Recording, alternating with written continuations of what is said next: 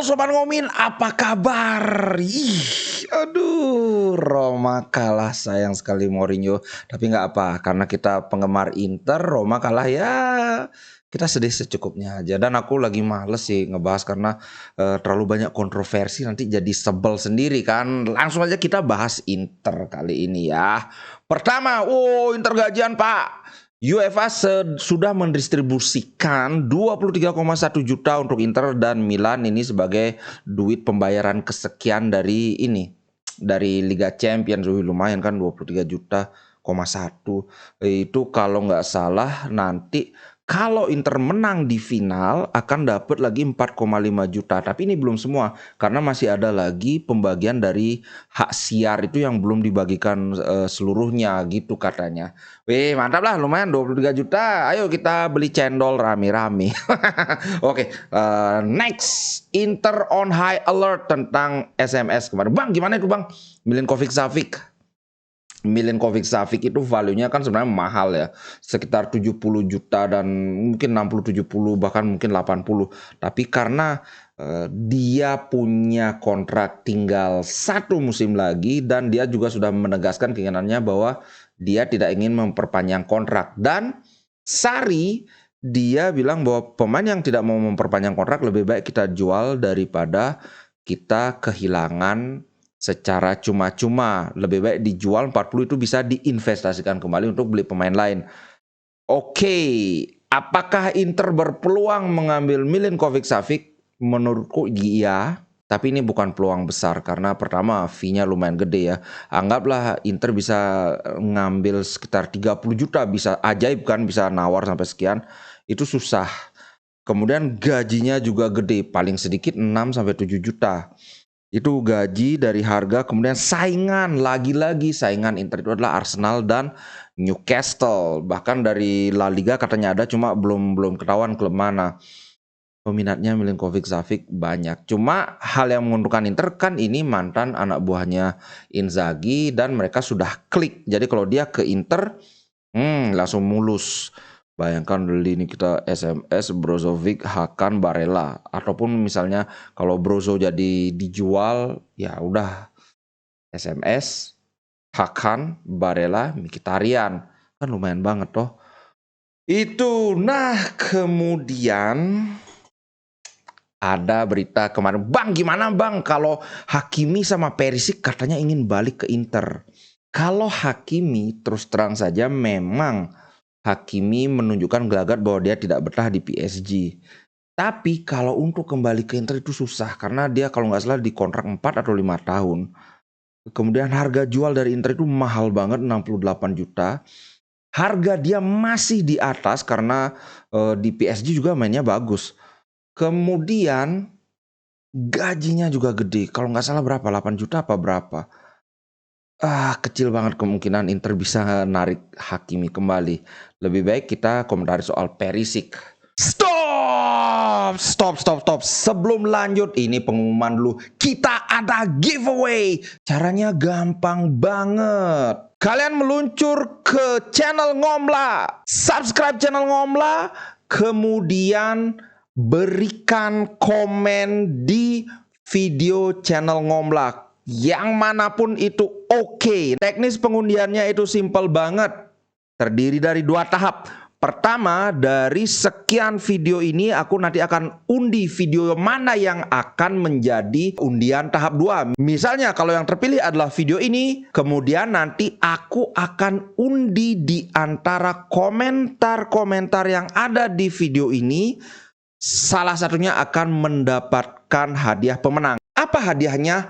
Kawan-kawan bisa pilih sendiri. Tinggal datang ke toko online Ngomin, itu namanya ciptaloka.com/plusngomin. Nanti aku kasih linknya. Pilih hadiahnya sendiri, yang manapun boleh, yang murah, yang mahal, terserah. Yang mana yang disukai, pilih sendiri. Nanti ongkirnya aku yang nanggung selama masih di wilayah Indonesia. Ya, simple banget kan? silahkan lanjut. Tipsnya adalah kalau kawan-kawan ingin kesempatan menang lebih besar, komentar saja di semua video Ngomlah. Jadi video manapun yang nanti terpilih, kawan-kawan tetap punya chance. Ciao guys, silahkan lanjut menonton. Perisic cuma 1 musim di Tottenham, tapi dia sudah nggak happy karena Tottenham juga nggak bisa berlaga di Champions League. Kemudian Conte juga dipecat dan mungkin dia menyadari bahwa seperti yang dikatakan Conte, Tottenham itu nggak punya mental juara. Mereka terbiasa kalah. Mereka tipikal apa ya, sudah terlalu terbiasa lama nggak dapat trofi. Mereka ya udahlah nggak apa, yang penting kita main bagus. Sedangkan Perisic ini kan main bagus aja nggak cukup, sama kayak Mourinho, sama kayak Conte. Aku ingin hasil kayak gitu loh. Jadi kemungkinan dia akan keluar dari Tottenham, walaupun kita misalnya membeli ini nggak akan mahal-mahal banget karena pertama dia sudah umur kan 34 kalau nggak salah, 34 apa 33, kayaknya 34. Kemudian Tottenham juga mendapatkannya gratis, paling kalau kita ngambil Perisic balik 10 juta atau mungkin berapa 15 juta lah paling mahal. Cuman masalahnya adalah kita di lini kiri itu ada Di Marco, ada Gosens. Jadi ada syarat untuk Perisic bisa kembali ke Inter. Syarat yang paling mudah, Gosens mesti dijual. Karena Di Marco hampir nggak mungkin. Di Marco ini Interisti sejati, dia juga darlingnya fans banget. Selalu dia mimpin pakai megapun itu kan. Kalau Inter sampai ngejual Di Marco ini kayaknya ini akan jadi apa ya, bikin clash dengan supporter. Apalagi sebuah klub itu bagus kalau dia memiliki pemain yang memang fans dari klub itu sendiri. Kita klub itu bisa yakin bahwa pemain ini akan selalu memberikan 100%. Apalagi dari skill, dari permainan juga kan bagus. Jadi yang lebih mungkin dijual itu ya Gosens. Gosens kalau laku 20 ya udah kemungkinan akan dilepas. Itu satu, Gosens mesti dijual kalau kita ingin Perisic kembali. Yang kedua, gaji. Sekarang Perisic itu gajinya sekitar 6 juta di Tottenham. Kalau dia balik ke Inter nggak mungkin Inter bisa memberi gaji sebesar itu. Jadi ya apakah Perisic rela gajinya turun lagi? Kalau aku lihat kemungkinan Perisic nggak bermasalah dengan itu. Kemarin tuh dia kan lebih ke ngambek. Ada porsi ngambeknya, ada juga porsi karena dia ingin mencoba Liga Inggris kan. Tapi sekarang dia sudah merasakan ternyata dia toh nggak happy. Dulu dia itu 7 musim di Inter. Ini menurutku sebuah ada ikatan emosional yang kuat sekali antara Inter dan Perisic. Coba aja dia kemarin nggak nggak keburu ngambek, sama ada salahnya Marotta juga sedikit. Coba Marotta lebih bijak dalam negosiasinya itu soalnya dia 1 musim mainnya bagus terus sampai dia keceplosan ngomong pemain penting itu harusnya tidak diperlakukan seperti ini, kalau kawan-kawan ingat kan. Nah, semoga, kalau aku sih setuju banget Perisic balik, karena Perisic selain bisa bermain sebagai wingback, dia bisa main sebagai striker, itu satu. Dia juga bisa main di kanan. Kalau kawan-kawan ingat, ini kalau aku nggak salah ingat ya, pertandingan lawan Bolonya musim lalu di mana kita kalah itu, Perisic cut in dari sisi kanan. Kalau nggak salah itu habis corner apa-apa. Yang jelas dia dari kanan dan dia bisa mencetak gol. Itu keunggulan Perisic, dan dia punya dribbler. Kawan-kawan pasti semua setuju saat ini kita sangat kekurangan pemain yang tipe pendribble. Di Marco bisa tapi nggak semantap Perisic. Ketika build up, ketika pressing ketat, misalnya dikeroyok 2 orang, Perisic adalah tipe pemain yang bisa meloloskan dari situasi seperti ini. Kalau dibandingkan dengan Gosens, Gosens itu adalah pemain yang mengandalkan off the ball movement. Menurutku kalau ingin Perisic balik, yaitu syaratnya dari Gosens mesti dijual, dia mau menurunkan gaji, dan Inter juga ya ibaratnya baikan lah sama Perisic gitu kan. Kalau maksudnya penggemar pastilah nggak masalah kan, tapi kan manajemen yang mungkin merasa gimana gitu. Oke, itu soal Perisic. Lanjut Pavard. Pavard ini banyak yang menginginkan, tapi berbeda dengan sebelumnya yang dia bilang bahagia di Bayern Munchen beberapa bulan lalu, ternyata sekarang dia sudah bertekad untuk tidak memperpanjang kontrak. Sebenarnya kontrak dia masih 1 musim lagi. Cuman ya sama, mereka nggak mau goblok kayak Inter sampai kehilangan pemain penting secara gratis kan. Karena Pavard udah bilang tidak mau memperpanjang kontrak, ya udah dia akan dijual. Pavard harganya tidak murah tapi juga tidak mahal-mahal banget. Ini berkisar antara 15 sampai 20 juta. Menurutku ini jumlah yang affordable untuk Inter, bisa dijangkau. Apalagi Inter sudah ada initial talk, udah ada pembicaraan awal dengan Pavard dan kelihatannya dia tertarik dengan proyek Inter, di mana Inter menjanjikan bahwa dia hampir pasti jadi pemain inti kalau dia ke Inter ya. Kemudian posisi dia adalah center back. Aku ingatnya Pavard ini adalah full back. Ternyata dia bilang dia merasa lebih happy main sebagai center back. Kalau kita punya Pavard ini kurang lebih sama kayak Bastoni, tapi dia tidak punya visi sebagus Bastoni. Cuma kalau kawan-kawan ingat gimana golnya dia di Piala Dunia, lawan apa ya waktu itu? Lawan Brazil apa lupa. Yang first time volley dari kanan itu, dia punya tembakan jarak jauh yang sangat bagus. Kalau kita punya Bastoni, punya Pavard, aku nggak tahu ini apakah suatu hal yang bagus karena dua-duanya sangat bagus dalam menyerang. Jadi anggaplah kita mainnya Pavard, Bastoni, kemudian Acerbi. Tiga-tiganya ini adalah center back yang bagus dalam menyerang. Apakah ini akan jadi sesuatu yang baik untuk Inter atau malah jadi blunder karena tiga-tiganya ofensif banget kan? Aku nggak tahu, kita lihat aja nanti. Yang jelas Pavard itu gajinya lumayan, gajinya sekitar 5 sampai 6 juta kalau nggak salah. Tadi aku udah lihat tapi lupa banget, kayaknya 6 juta deh. Kemudian ada juga minat dari klub-klub Liga Inggris, lagi-lagi Liga Inggris. Cuman dia sih bilangnya dia tertarik dengan proyek Inter. Terutama soal dia akan dijadikan center back itu. Itu sih kalau aku sih pingin banget Pavard ini pemain sudah jadi, sudah tinggal dipasang aja, boom, langsung kayak Acerbi, langsung ngeklik, langsung bagus mainnya. Kemudian Zanetti, ada gosip yang tiba-tiba katanya Real Madrid sekonyong-konyong mau ngambil Lautaro Martinez. Tapi Zanetti bilang enggak, aku nggak ada dengar soal gosip itu. Lagi pula Lautaro Martinez sangat happy di Inter. Aku juga ngeliat tidak ada tanda-tanda Lautaro akan hengkang ya. Jadi ya nggak usah khawatir sih menurutku soal ini, soal Real Madrid. Apalagi aku ngeliat profil seorang Lautaro ini bukan profil yang ngeklik di Real Madrid. Mereka itu kalau posisi striker itu selalu nyari yang benar-benar top gitu loh. Sedangkan Lautaro saat ini mungkin salah satu yang terbaik di dunia, tapi jelas bukan, mungkin 5 besar striker terbaik kayaknya belum masuk sih Lautaro.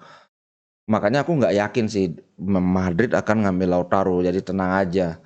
Alright, nah ini ada menarik nih sebelum aku akhiri. Ini kebetulan ada kaitannya dengan sebuah artikel di Football Italia, dengan ada juga di Sempre Inter. Jadi kalau yang di Sempre Inter itu judulnya gini, bukan hanya Lukaku, mantan Atalanta dan mantan Roma juga bisa start. Kalau mantan Roma kan jelas Mkhitaryan dan Zeko. Kemudian kalau mantan Atalanta kan Gosens. Nah, aku mau membahas soal striker yaitu mantan Roma. Ini kemudian di sisi lain ada sebuah ulasan dari Klinsmann oleh Lorenzo Bettoni. Yang menarik dari ulasan itu adalah ketika dia ditanya, apakah Manchester City, ini panjang ya, aku ambil yang pentingnya aja. Apakah Manchester City punya kelemahan? Dia jawab, semua tim punya kelemahan. Ambil contoh Barcelona. Ini omongannya Klinsmann ya. Ambil contoh Barcelona. Mereka banyak yang memandang Barcelona itu benar-benar tidak terkalahkan. Tapi toh akhirnya lambat laun tim-tim mulai menemukan bagaimana cara meredam Barcelona. Yang paling bagus cara meredam Barcelona itu ya tentu saja Inter waktu kita treble. Tapi setelah itu karena Inter juga kolaps, kemudian Mourinho pergi, Eto'o pergi dan sebagainya, sudah kita jadi beda level lagi dengan Barcelona. Tapi setelah itu orang-orang banyak yang sudah mulai menemukan, dan waktu itu kelemahan Barcelona itu adalah sayapnya. Kebetulan ini yang dilakukan oleh Inter juga waktu itu terhadap Barcelona adalah mereka menumpuk, ini mirip dengan apa yang dilakukan Roma lawan Sevilla. Mereka benar-benar memblok jalur serangan dari arah tengah sehingga Barcelona terpaksa mengalirkan bola ke sayap. Sedangkan waktu itu kalau kawan-kawan ingat, Barcelona tidak punya tukang sundul. Jadi gimana mereka dari samping, dari kiri kanan memberi crossing, ini praktis nggak ada crossing berbahaya. Nah, ini yang dibilang bahwa semua tim punya kelemahan. Masalahnya sekarang kita nggak bisa melakukan taktik itu terhadap City. Karena apa? Tidak seperti Barcelona yang penyerangnya pendek-pendek semua. Dulu ingat Messi, kemudian siapa ya? Pedro, kemudian siapa lagi? David Villa ya? Bukan, David Villa kayaknya sebelumnya. Pokoknya waktu itu nggak ada penyerang tinggi kecuali Ibrahimovic. Sedangkan waktu itu Ibrahimovic justru digeser ke sayap. Kalau kawan-kawan ingat gimana perseteruan Ibrahimovic dengan Pep Guardiola. Ibra ini kan penyerang tengah, tapi karena Messi pengen main ke tengah, Ibra digeser ke sayap kiri, dan mereka nggak punya tukang sundul di tengah kan. Nah, berkebalikan dengan City, mereka punya Haaland yang sangat kuat di darat, di laut, dan di udara. Jadi apa itu kelemahan City? Aduh, aku terus terang perlu menganalisa lebih tajam lagi.